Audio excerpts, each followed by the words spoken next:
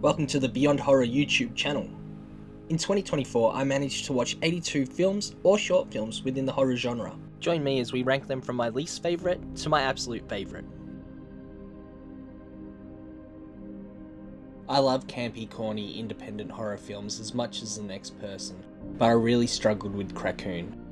Maybe don't be sober when watching this one.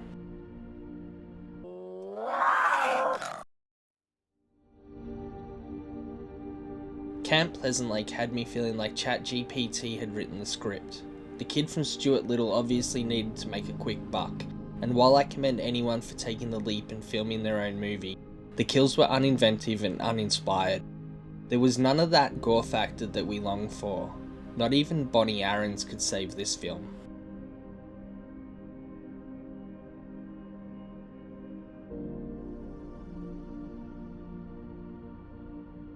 January 1st, 2024, the Steamboat Willie version of Mickey Mouse entered public domain. On that same day, Mickey's Mousetrap was announced, later changing its name to The Mousetrap to avoid potentially being sued by Disney.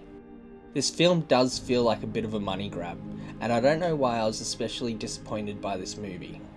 Maybe it's because I enjoyed Blood and Honey and hoped that this film would follow the same route. I felt no investment for the characters in this story, and they annoyed me immensely.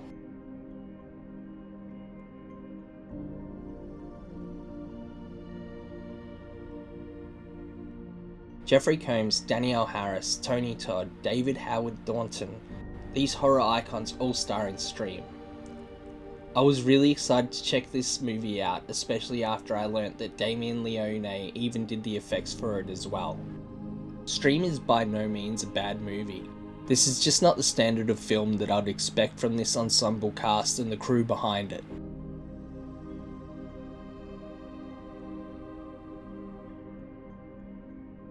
I'm a fan of home invasion movies, I really am.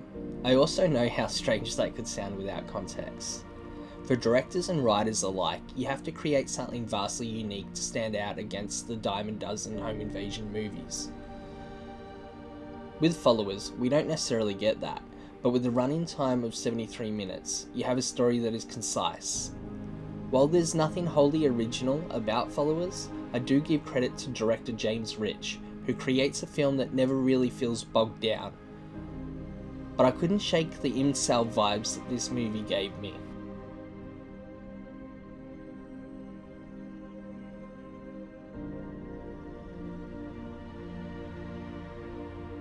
Call me jaded all you want, but I wish my time watching Imaginary was Imaginary.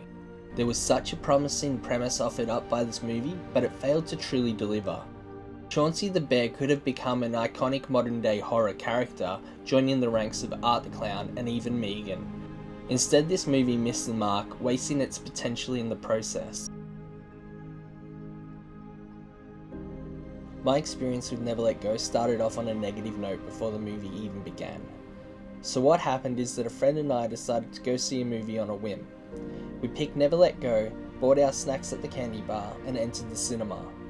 I went to put the popcorn down and dropped the whole thing, in a movie called Never Let Go. I'm telling you this, as my anecdote is far more interesting than anything that happens in this film.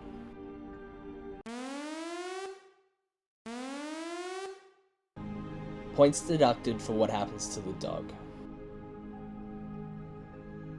Of your popcorn.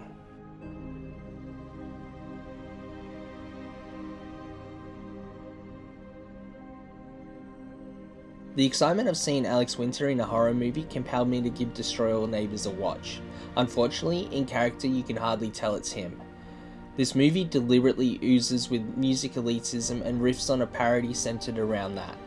Unless you're a music fan or snob, some of the comedic elements may be lost.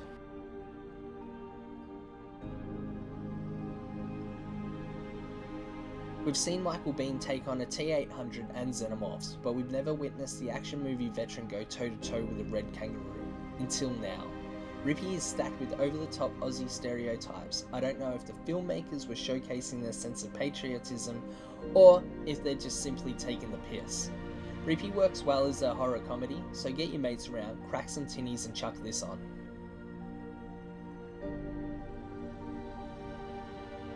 G'day, Skip.